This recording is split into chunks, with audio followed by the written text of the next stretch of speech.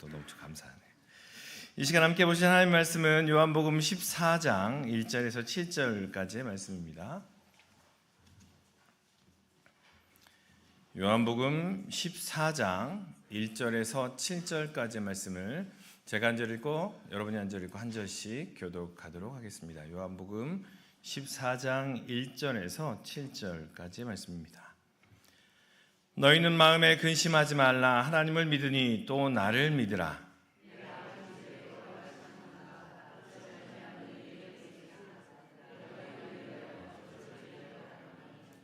가서 너희를 위하여 거처를 예비하면 내가 다시 와서 너희를 내게로 영접하여 나 있는 곳에 너희도 있게 하리라.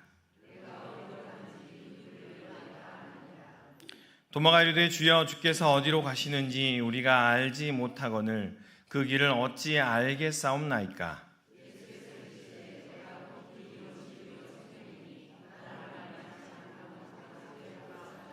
함께 읽겠습니다. 너희가 나를 알았더라면 내 아버지도 알았으리로다. 이제부터는 너희가 그를 알았고 또 보았느니라. 아멘. 요한복음의 말씀을 계속 우리가 함께 보고 있습니다. 13장에 시작하면서 예수님께서 세족식을 하시고 또 한 식탁에서 함께 둘러 먹는 그러한 이야기들이 나왔습니다. 그런데 이렇게 따뜻한 이야기, 격려하는 이야기, 사랑하는 이야기, 섬기는 이야기가 나오다가 요한복음 13장 후반부부터 계속해서 나오는 이야기들은요, 이 제자들이 예수님께 이렇게 이야기합니다. 우리가 어디로 가야 되겠습니까? 우리가 누구를 따라가야겠습니까? 우리가 어디로 가야겠습니까? 라는 이야기를 13장 후반부터 14장에 이르기까지 계속해서 이야기합니다. 어디로 가야 할지 모르겠습니다 라는 이야기를 베드로부터 시작을 해서 도마도 이야기하고요, 빌립도 이야기하고 계속해서 이야기하는 이야기들이 나옵니다. 마치 꼭 예상하지 못했던 일들을 내가 만났습니다, 그래서 깜짝 놀랐습니다 라는 이야기를 하는 것 같고요, 길을 잃어버린 듯한 제자들의 모습을 그렇게 표현을 하고 있습니다. 열심히 길을 가다가 길을 잃어버리는 경우가 종종 있지요. 인생에 있어서 우리가 말을 잘 들어야 하는 세 분의 여자가 있다라고 이야기를 하죠. 분명히 이 이야기는 여인들이 만드신 이야기인 것 같아요. 어렸을 때는 누구 말을 잘 들어야 된다고요? 엄마 말을. 그리고 결혼하면 누구 말을? 아내의 말을. 그리고 운전할 때는 누구 말을? 여성분들이 대답을 안 하시네요. 내비게이션은. 우리 인생에 있어서 이 세 여인의 이야기를 들으면 길을 잃어버리지 않는다라고들 이야기를 하죠. 그런데 여러분, 혹시 길을 잃어버린 경험들이 있으신가요? 길을 열심히 잘 가고 있는데 어느 순간 나도 알지 못한 채 길을 잃어버리고 방황할 때가 있습니다. 길을 잃어버리면 되게 놀라기도 하고 두렵기도 하고 혹시나 어떠한 일, 생각지 못했던 일을 만나게 되는 건 아닐까 염려하기도 하죠. 오늘 본문에 있어서 이 제자들도 역시나 길을 잃어버렸습니다. 13장에서 예수님께서는 영광의 이야기를 시작하셨어요. 계속해서 영광의 이야기를 이야기하면서 영광에 대한 이야기들을, 그 단어를 사용하시면서 계속해서 이야기하십니다. 당연히 제자들은 영광, 그러니 사람들이 많이 모이고 그 위에 자신들이 군림하는, 그 위에 자신들이 존재하는 그러한 영광을 생각했을 겁니다. 분명히 그렇지요. 영광이라는 단어가 그런 단어니까요. 그런데 갑자기 예수님께서 영광을 이야기하는데 13장에서 섬김의 영광을 이야기하고요, 13장 후반부에 들어가니까 모두 똑같이 한 테이블에 앉아서 높고 낮음이 없이 한 테이블에서 함께 먹고 마시는 영광을 이야기합니다. 그리고 더 나아가서 당신께서 잡혀가서 십자가에 못 박히는 영광을 이야기를 하더라는 거예요. 13장에서부터 계속 제자들은 가슴이 부풀었을 겁니다. 왜냐하면 영광을 이야기했거든요. 분명히 우리의 생각대로 계획대로 가면 많은 사람들 앞에서 높이 우리가 우뚝 서서 수제자이고 제자들 중에 선택된 사람으로서 영광을 얻을 것이다 라고 이야기했는데 13장에서 갑자기 예수님께서 하신 이야기는 섬김의 영광, 한 테이블에서 모두 다 공평한 영광, 더 나아가서 당신이 잡혀가는 영광을 이야기를 하십니다. 그러니 제자들은 자기 생각대로 길을 막 가다가 예수님께서 그 이야기를 하시자 그 생각의 길을 잃어버린 겁니다. 분명히 영광은 이래야 되는데 예수님께서 말씀하신 다른 영광으로 인해서 그 영광의 길을 잃어버리게 된 것이죠. 제자들의 머릿속에 이 섬김의 영광이나 이런 영광, 이런 류의 영광은 없었습니다. 제자들에게는 전혀 생각할 수 없었던 일들을 예수님께서는 계속해서 도전하시고 말씀하시고 계신다라는 거죠. 그래서 14장 1절에 이렇게 이야기하죠. 너희는 마음에 근심하지 말라. 제자들의 근심하는 모습이 예수님의 눈에 보였던 거죠. 그러니 예수님께서 이렇게 말씀하시는 거죠. 너희가 길을 잃었다라고 생각하고 근심하고 염려하지 말아라 라고 이야기를 하고 있는 겁니다.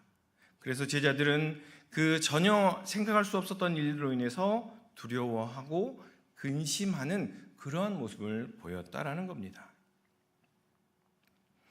앞에 13장에서 예수님께서 하신 말씀들은 세족식이나 선생님으로서 발을 닦아준다라거나 함께한 식탁에서 밥을 먹는다라는 그러한 모습은 참 따뜻하고 위로가 되는 말씀입니다. 그런데 14장 1절에서 제자들은 두려워하고 근심했다라고 14장 1절을 시작을 합니다. 자신이 생각했던 것들, 바라던 것들이 아니었기 때문에 여기에 내 인생을 걸어야 되나? 예수님께 내 삶을 걸어야 되나? 라고 근심하기 시작했다라는 것입니다. 더 나아가서 예수님의 말씀은 자신을 부인하라는 이야기였고요. 제자들이 목표하고 나아갔던 로마를 뒤집어 엎을 정도로 그 나아가고자 했던 목표인 예수님 자체가 사라지는 그 영광을 예수님께서 이야기하고 계셨다라는 거죠. 일생 동안 시간을 내어 가족을 다 뒤로하고 열심히 달려가고 있는데 그 목표가 사라져버린 겁니다. 여러분 어떠십니까? 여러분 혹시 예수님의 말씀으로 인해서 혹시 두려워하고 근심이 되었던 적이 있으신가요? 예수님이 말씀해 주시니 두려웠어요. 예수님이 말씀하시니 내가 근심이 되었어요 라고 했던 적이 있으신가요? 우리는 신앙생활하면서 이러한 과정이 꼭 있어야 합니다. 내가 전혀 생각하지 못했던 것들을 예수님께서 말씀하셔서 우리는 이렇게 가야 되지 않겠어요 예수님이라고 이야기했는데 계속해서 예수님께서 다른 길을 이야기하셔서 당혹스러웠던 경험들이 있지는 않으신가요?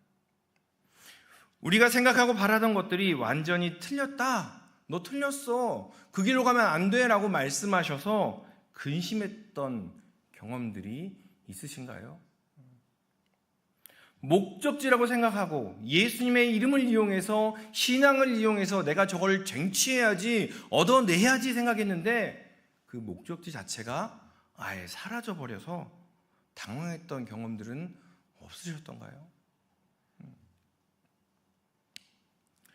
이것이 바로 오늘 제자들 앞에 놓여있는 그러한 상황입니다. 영광이니 예수님을 따라간 목적 자체가 나의 계획과 나의 생각이었는데 13장에 들어서 예수님께서는 전혀 다른 이야기를 하기 시작하시는 것이죠. 예수님께서는 우리를 제자로 부르셨습니다. 여러분 한 사람 한 사람을 그냥 교인이다, 성도다 여러 가지 모양으로 부르셨지만 궁극적으로 우리를 부르신 그 부르심은 제자로의 부르심입니다.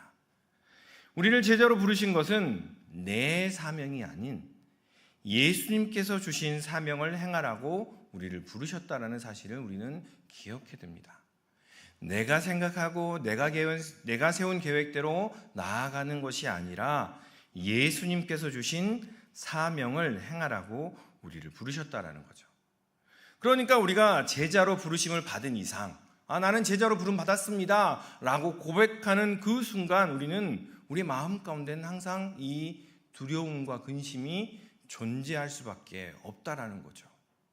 여전히 불쑥불쑥 내 속에서 올라오는 내 욕심과 내 계획과 내 생각, 그리고 그것과 항상 부딪히는 예수 그리스도의 생각, 예수 그리스도의 가르침, 그 두 가지의 부딪힘으로 인한 근심과 염려가, 두려움이 우리에게 있어야 하더라라는 겁니다. 우리 속에서 여전히 우리가 바라고 소망하는 것들이 있는데 그것이 예수님께서 주신 사명과 부딪히기 때문에 이로 인해 생기는 두려움과 근심들이 우리 안에 있더라라는 거죠. 그런데 이러한 근심, 이러한 두려움은 오히려 하나님께 나아가는데 도움이 되는 두려움이더라라는 겁니다. 계속해서 부딪히게 하고, 계속해서 씨름하게 하고, 계속해서 하나님의 가르침 안에, 하나님의 예수님의 가르침 안에 깨어있기에 내 속에서 올라오는 욕심과 그것을 부딪히게 만드는 두려움이기에 하나님께 나아가게 하는데 큰 힘이 되는 근심입니다. 그런데 오늘 본문에 보면 우리와 똑같은 근심을 하는데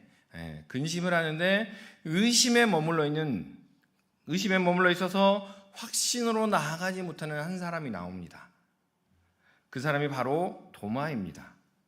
5절에서 도마는 이렇게 이야기합니다. 도마가 이르되 주여 주께서 어디로 가시는지 우리가 알지 못하거늘 그 길을 어찌 알겠습니까? 라고 도마가 이야기를 하죠. 그런데 이 도마의 이야기를 읽을 때 여러분 어떤 생각이 드셨습니까? 2000년 전에 저기 멀리 있는 도마가 그렇게 안 믿었구나 라는 생각이 드십니까? 아니면 도마 이야기가 혹시 내 이야기가 아닌가 라는 생각을 해보셨습니까? 아마도 이 도마 이야기를 지금 우리는 예수님의 이야기를 다 알고 있기에 우리의 관점에 맞춰서 다시 써보면 이렇게 쓸 수 있을 것 같습니다. 주님께서 이 다음에 어디로 가시는지는 내가 잘 알아요. 그런데 그냥 모른 척 하렵니다 라는 것이 지금 우리가 이야기하는 도마의 이야기가 아닌가라는 겁니다. 주여 주께서 어디에 계시는지, 어디를 향하여 가시는지 내가 지식적으로 성경 공부를 통해서 매 주일마다 듣는 설교를 통해서 알고 있지만 내 삶에서 또한 내 삶의 자리에서 내 의지로는 여전히 그것을 모른 척하고 있으렵니다. 그냥 예수님 지식으로만 알고 있을게요. 지금 그 당시에는 예수님이 그 다음에 어떻게 나가야 될지 말씀해 주셨음에도 불구하고 도마는 듣지 않았습니다. 그 이야기를 우리의 이 자리로 가지고 오면 우리는 이미 알고 있습니다. 예수님이 어떠한 길로 나아가고 계시고 우리로 하여금 어떠한 길로 나아가라고 권면하고 계시는지. 그런데 우리는 도마와 같이 이렇게 이야기하는 거죠. 내 삶에서는요 모른 척 할래요. 내 의지로는요 그냥 모른 척 할래요. 그냥 있게 내버려 두세요 라고 이야기하는 사람이 도마가 아닌가 생각을 해봅니다. 충분히 알 수 있음에도 알려고 하지 않는 그러한 모습이라는 거죠. 계속해서 말씀해 주시고 계속해서 말씀해 주시는데 귀를 닫고 있고 마음도 닫고 있는 그 모습. 오늘도 분명히 보면 2절에서부터 4절까지 예수님께서 분명히 말씀하십니다. 또 6절에도 또 이야기하십니다. 그럼에도 불구하고 도마는 여전히 모르겠는데요 라고 이야기합니다. 우리가 1년이면 주일 설교를 52번이나 듣습니다. 그리고 매 순간순간 성경을 읽습니다. 그럼에도 불구하고 내 삶에서는 그래요 그냥 모를래요. 내 의지로는 그냥 여기 있게 내버려 두세요 라고 이야기하는 도마와 다를 바가 없더라라는 겁니다. 소망하기는 먼저 우리가 도마의 모습임을, 내가 바로 도마의 모습임을 인정하는 그러한 은혜가 있기를 소망합니다. 우리 좌우에 계신 분 바라보면서 한번 이렇게 이야기 한번 해보겠습니다. 아는 대로 살겠습니다. 다시 한번 아는 대로 살아가 보겠습니다. 네. 가장 먼 게 우리의 머리에서 우리의 마음이고 우리의 마음에서 우리의 손과 발이라고 이야기를 합니다. 아는 대로 살아가 보고 아는 대로 시도해 보고 아는 대로 근심하지만 그 근심이 하나님께 나아가기 위한 근심이기에 한 번 더 시도할 때 그때부터 다시 시작이 되더라라는 겁니다. 그때부터 비로소 온전한 회복이 이루어지더라라는 거죠. 소망하기는 자신의 모습을 온전히 보시는 그러한 은혜를 누리기를 소망합니다. 그 은혜 위에 거하시면서 내가 근심하는 제자입니다. 내가 그냥 모른 채 있겠습니다. 라고 이야기하는 도마입니다. 라고 고백하시는 그러한 용기가 먼저 우리 모든 식구들 가운데 있기를 소망합니다. 그리고 더 나아가서 근심하지 말라. 하나님을 믿으니 또 나를 믿으라 라고 말씀하시는 하나님의 음성을 듣기를 주님의 이름으로 축원합니다. 우리 다 같이 14장 1절을 읽어보겠습니다. 14장 1절입니다. 너희는 마음에 근심하지 말라. 하나님을 믿으니 또 나를 믿으라. 아멘.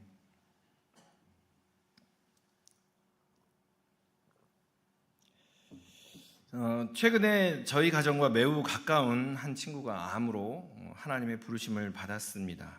그런데 이 친구가 생전에 가장 바랬던 것은 자신이 하나님 곁으로 가기 전에 자신의 남편과 8살 된 딸이 꼭 신앙생활을 하기를 바라고 또 계속해서 전도를 했던 겁니다. 그래서 수년 전부터 남편과 딸이 신앙생활을 시작을 했어요. 지난 주간 그 친구는 하나님의 부르심을 받았습니다. 그 장례 자리에서, 그런데 그 장례 자리에서 남편이 이런 얘기를 하는 겁니다. 내가 교회 가기 시작하면서, 내가 하나님 믿기 시작하면서 이상하게 더 고난이 많아진 것 같아요 라는 이야기를 하더라고요.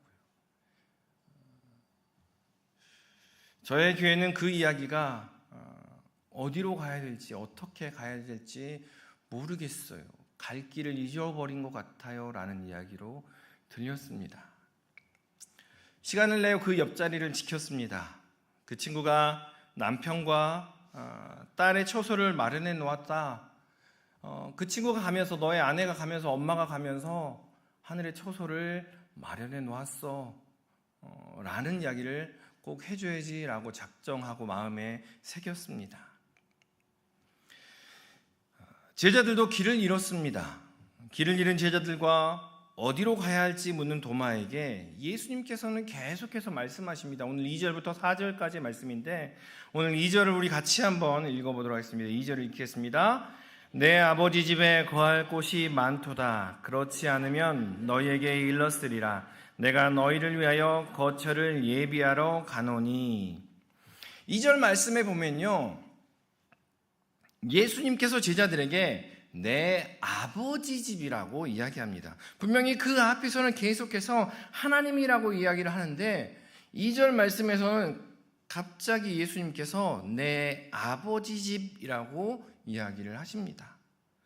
하나님의 집이다, 하늘의 집이다, 거룩한 처소다라고 이야기하지 않고요, 내 아버지 집, 우리 아빠의 집 이렇게 표현을 하고 있더라라는 겁니다. 그리고 그곳에 거할 곳이 많다라고 이야기하면서 헬라어로 모네라는 단어를 사용합니다. 이 모네라는 단어는요, 하나님이 거하시는 곳, 하나님의 집, 하나님이 거하시는 성도들을 표현하는 단어가 바로 이 모네라는 단어입니다.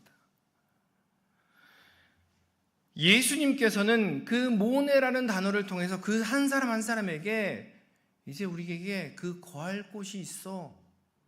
너희가 길을 잃어버렸니? 방황하니? 아니야, 우리에게는 거할 곳이 예비되어 있어 라고 이야기를 하고 있는 겁니다. 그리고 내가 먼저 가서 확인하고 올게 라고 말씀을 하시는 거죠.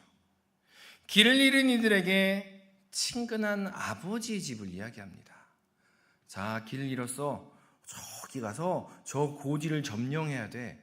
길을 잃은 사람에게 가서 저기 저 거룩한 곳에 가서 영광스러운 하나님의 전에 가서 어려운 것들을 이루어보자 라고 이야기하지 않고요, 아버지의 집에 가자라고 친근하고 편안한 이야기들, 그곳으로 우리가 목적지로 나아가야 됨을 예수님께서는 이야기하고 계십니다. 그리고 먼저 가서 길을 확인하시겠다라고 우리에게 말씀하시는 거죠. 어디로 어떻게 가야 할지 내가 알아. 그러니 나를 따라와 라고 이야기해 주시는 분이 바로 우리가 믿는 예수님이라는 사실입니다. 우리가 길을 잃어버리면 항상 찾습니다. 이 길을 아는 사람이 있는가? 이 길을 먼저 가본 사람이 있는가?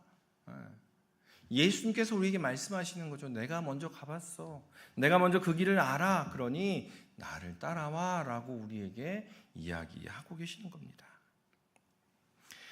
우리를 위해 예비된 그 집, 여러분을 위해 예비된 그 집은요, 한참을 가야 되는 그런 낯선 집이 아닙니다. 어렵게 과정을 성취해서 쟁취해야 되는 그러한 정상에 있는 그러한 집이 아니고요. 언제든 찾아갈 수 있는, 언제든 다가가 쉴 수 있는 내 아버지의 집이라고 예수님께서는 우리에게 말씀하고 계십니다. 우리 아빠 집입니다. 그리고 그곳에 거할 곳도 많다라고 이야기합니다. 불편하게 쪽잠을 자야 되는 그러한 곳이 아닙니다. 그리고 예수님께서는 이미 그곳이 어떤 곳인지 확인하셔서 우리에게 말씀해 주고 계신다라는 겁니다. 우리가 하나님을 믿을 때, 우리가 예수님을 믿을 때 우리에게는 거할 곳이 많은 아버지의 집이 예비되어 있습니다. 아멘. 우리가 예수님을 믿습니다 라고 이야기할 때 우리에게는 예비되어 있는 하나님의 집, 아버지의 집이 준비되어 있다라는 겁니다. 우리가 믿음으로 우리의 삶의 경주를 다했을 때 의의 면류관을 쓰고 들어갈 하나님의 거처, 영광스러운 거처가 우리에게 예비되어 있다라는 겁니다. 그것은요, 그냥 이 육신의 편안함뿐만이 아닌 평안함으로 가득한 그러한 집입니다. 그곳은 조건적인 사랑이 아닌 참 사랑과 영원한 사랑으로 가득 차 있는 곳이 바로 아버지의 집입니다. 그곳은 하나님의 영광과 예수님의 위로가 우리를 둘러싸 있는, 마음 놓고 이야기할 수 있고, 마음 놓고 찬양할 수 있고, 마음 놓고 슬퍼할 수 있는 그곳이 바로 아버지의 집이라는 겁니다. 여러분, 그곳이 기대되지 않으십니까? 우리는 아버지 집 그러면 아버지의 집 그러니까 그 단어 말고요, 친정, 그 느낌이 오시지요. 남자들은 절대 모르는 그 단어 친정. 우리는 모두가 함께 그곳을 기대해 보았으면 합니다. 당장 눈앞의 유혹들, 우리를 미혹해 하는 것들, 우리의 믿음을 저버리게 하는 것들이 우리를 유혹할 때 그 영원한 소망으로 이겨내 보았으면 합니다.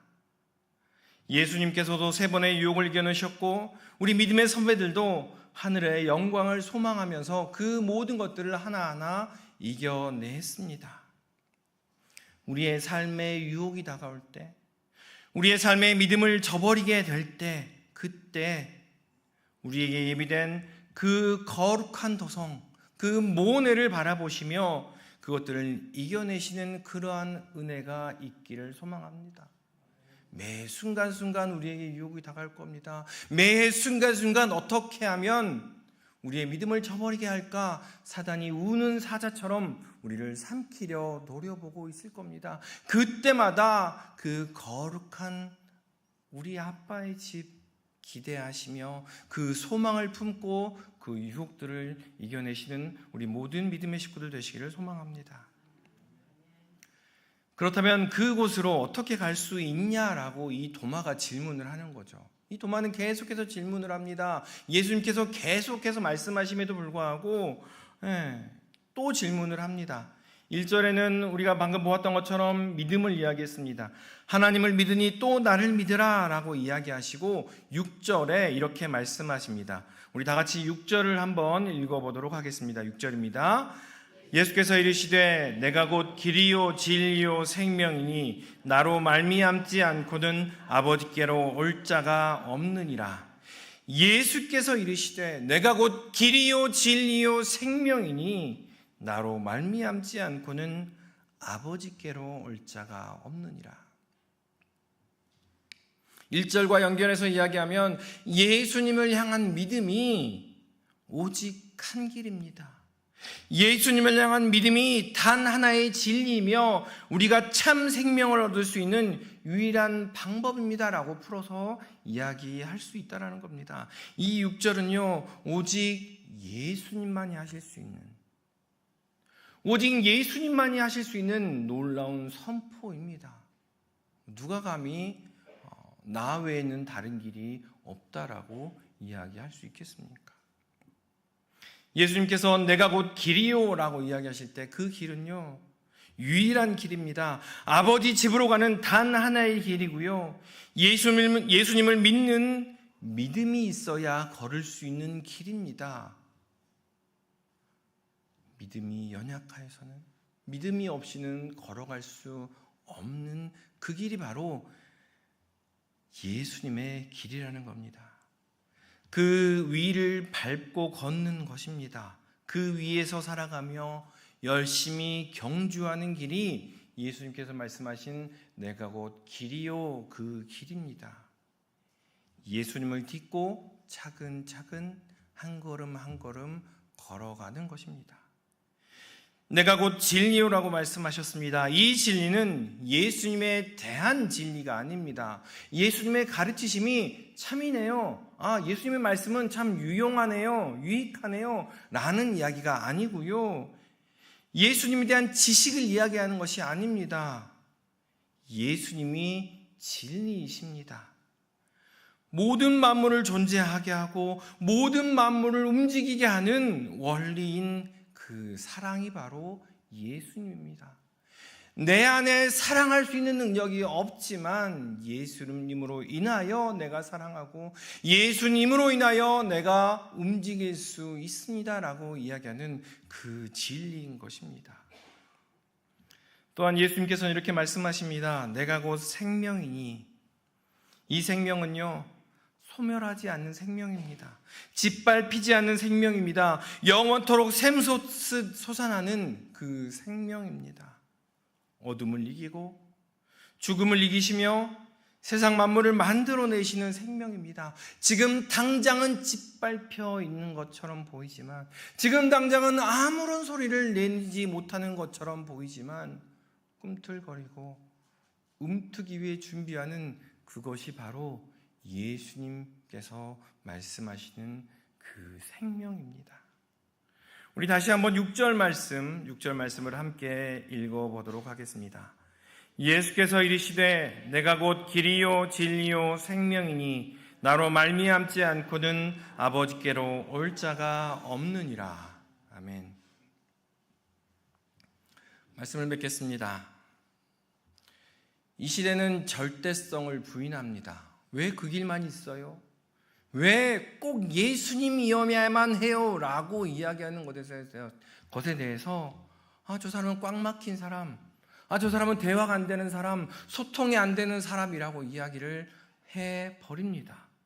그리고 우리가 살아가는 이 생만이 중요하다라고 우리의 현재만을 강조하며 예수님의 초월성, 하나님의 초월성을 부인합니다. 이 시대는 그것이 멋지다라고 이야기하고 그것이 지성인인 것처럼 이야기를 합니다. 그 순간 예수님께서는 우리가 미처 생각하지 못했던 것들을 말씀하십니다. 섬김이 영광이야. 한 식탁에서 함께 먹고 마시는 것, 심지어 배반자까지도 한 식탁에서 함께 먹고 마시는 것, 그것이 영광이야. 심지어 내가 사라지더라도 그로 인하여 너희가 살 수 있다면 그것이 영광이야 라고 우리가 미처 생각하지 못했던 것들을 제시하고 계십니다. 여전히 우리는 당황하면서 길을 잃은 자처럼 근심하겠지만 미처 깨닫지 못했던 것들을 깨닫게 하심으로 예수님께서는 하나님의 나라를 우리 안에 펼쳐 보여주시고 계신다라는 겁니다. 여러분, 근심하고 계십니까?